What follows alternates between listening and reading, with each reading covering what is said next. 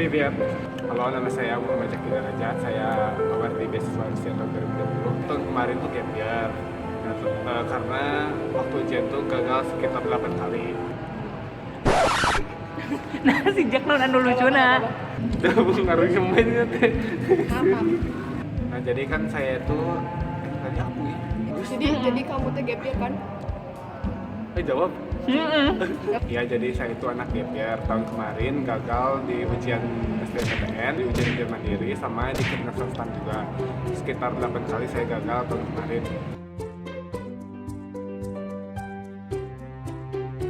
Ya pasti setiap orang tuh depresi lah kalau berada di titik seperti saya. Terus tekanan tertinggi itu datang dari keluarga. Saya itu punya saudara saya itu satu angkatan dengan saya. Nah dia itu berhasil lolos di ujiannya, kalau sedangkan saya itu nggak lolos.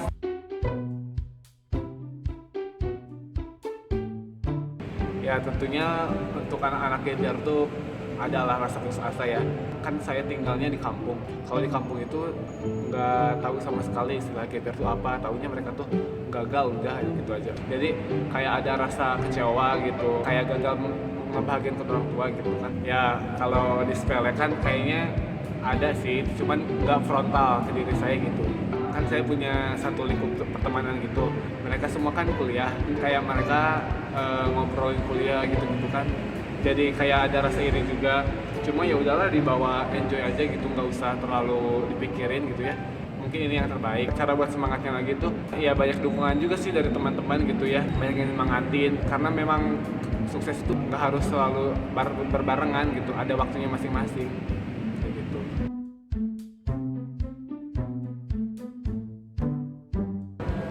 Saya waktu itu memutuskan buat pergi aja ke kampung Inggris yang ada di Kediri itu sekitar sebulan. Awalnya saya mau daftar ke beasiswa Korea yang KGSB itu, tapi karena berbagai hal itu waktunya deadline-nya tuh mepet, jadi saya tuh nggak jadi daftar. Lanjut aja saya tuh 2 bulan nambah di Pare belajar writing untuk mencoba di beasiswa yang lain. Saya cari-cari berita di internet, terus ada nemu kayak berita anak beasiswa gitu yang gagal sama kayak saya gap year. Coba aja cari Instagramnya, terus nge-DM gitu dan tanya-tanya tentang beasiswa Rusia. Terus sama beliau disuruh masuk ke grup Telegram. Di sana tuh lengkap banget informasinya mengenai cara-cara pendaftarannya, dokumennya apa saja, terus tahapannya gimana, persiapan dirinya kayak gimana. Di sana tuh lengkap banget.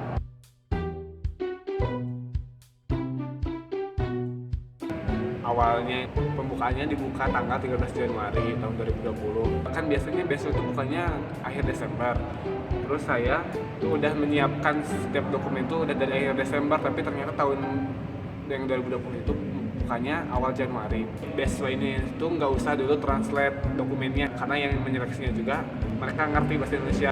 Sekitar pertengahan Januari itu upload ini berkas-berkas kayak raport SMA, enggak pakai raport sih. Kalau raport tuh yang kelas 12 yang baru mau lulus. Nah kalau kan saya kan nggak biar, jadi pakainya SKUN sama ijazah. Lanjut baca dokumen-dokumen yang lain kan. Jadi di sana tuh ada paspor, terus ada juga motivation letter, terus ada juga ini research plan. Nah, terus ada juga akte kelahiran kayak gitu-gitulah. Bikin motless sama research plan-nya dari mana? Kan kalau jadi seorang scholarship hunter jangan mas informasi ya. Kalau misalkan ada kenalan gitu atau misalkan sama sekali gak kenal pun, nanya aja ke award di tahun sebelumnya karena kan penting juga informasinya itu. Kan aku ngambil applied mathematics and computer science. Nah, itu tuh ada seorang di grup tuh. Ya udah deh aku chat sama dia. Terus minta motivation letternya dia kayak gimana, kita mempelajari aja dari sana gitu, caranya gimana menyampaikan yang benar tuh. Kalau buat research plan kan kita gak bisa copy ya, gak bisa copy dari punya orang lain. Nah saya itu pernah disaranin buat buka repository kampus gitu. Nah waktu itu aku lihat di repository IPB, ngambil yang ini pengembangan aplikasi untuk pelaporan data pangan gitu di setiap daerahnya. Karena kan di Indonesia itu pernah kejadian yang asmat itu gizi buruk. Nah jadi ya udah deh yang itu aja. Jadi ide utamanya tuh diambil dari sana aja. Terus yang terpenting itu harus memiliki skill writingnya, terus grammarnya juga penting banget bahasa Inggris itu. habis diupload semua. Jadi pas udah upload tuh nunggu sekitar 3 hari ada undangan yang wawancara gitu, gelombang ketiga. Itu tuh sekitar tanggal 13 Februari. Udah deh waktu 10 Februari mungkin berangkat ke Jakarta gitu kan. Siap-siap, terus di sana survei lokasi dulu kayak gimana. Nah di suratnya itu 1 jam sebelum wawancara itu harus hadir. Udah deh jam 12 tuh langsung sana. Dikira tuh dalam rentang waktu dari jam 12 sampai jam 1 itu ada kayak arahan dulu kayak gimana-gimana aja. Ternyata enggak, pas waktu udah sampai ke sana tuh isi daftar hadir, tanda tangan gitu, terus nyusun dokumen, langsung dikasih nomor antrian. Kalau nggak salah di sana tuh antriannya ke-13 ya. Pokoknya cepet banget sih. Tahu-tahu udah dipanggil lagi aja gitu kan. Terus giliran saya masuk ke ruangan bawa paspor sama dokumen-dokumen yang lain. Jadi pewawancaranya itu ada 3 orang, semuanya orang Rusia. Ada 2 orang laki-laki, yang satunya kepala pusat ilmu kebudayaan dan pengetahuan Rusia, yang 2-nya itu staf di sana gitu kan. Yang cewek itu bisa bahasa Indonesia, dia itu nanyanya tuh kayak sering pakai bahasa Indonesia gitu. Untung inget dari saran senior kalau jawabnya tuh jangan pakai bahasa Indonesia lagi, minimal bahasa Inggris lah. Kalau bahasa Rusia ya jelas lebih bagus.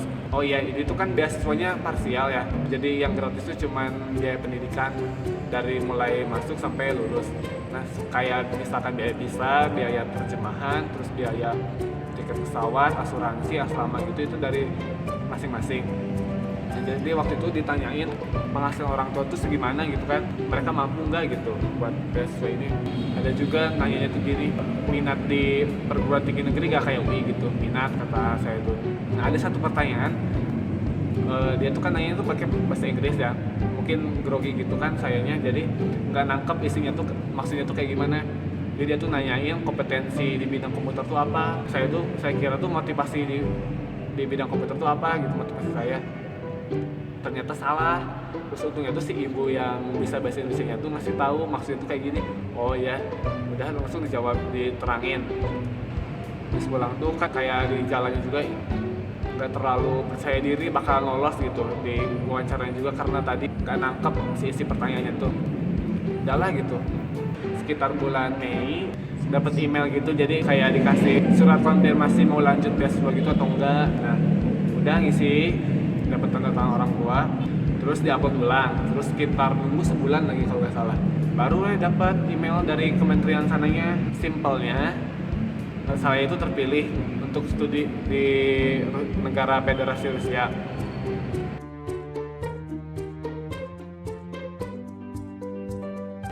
Perlu diingat bahwa beasiswa ini tuh bukan hanya untuk orang-orang yang pintar ya, tapi untuk orang-orang yang mau bekerja keras, terus juga orang-orang yang punya mental yang kuat, karena kan Rusia negaranya dingin ya, terus jauh dari orang tua. Ya pesan untuk anak-anak yang gap year ya, jadi jangan patah semangat, karena ya banyak sih kesempatan untuk kuliah itu, banyak juga kayak beasiswa gitu, terus bisa juga ngisi waktu luang kayak meningkatkan skill-skill yang lain. Nah seperti saya juga tidak pernah menyangka gitu kan akan menjadi penerima beasiswa Rusia tahun 2020, karena ya kalau berdasarkan klasifikasi anak-anak di kelas tuh, saya itu bukan tergolong orang-orang yang ambis atau pintar gitu, ya masih orang-orang biasa lah gitu. Tapi ternyata kan kesempatan itu bukan hanya untuk orang-orang yang pintar, tapi untuk orang-orang yang mau berusaha, terus berjuang keras dan kehilangan kepercayaan diri. Kalau misalkan kayak gitu kan siapa lagi yang mau menguatkan diri sendiri kalau bukan diri sendiri. Yeay.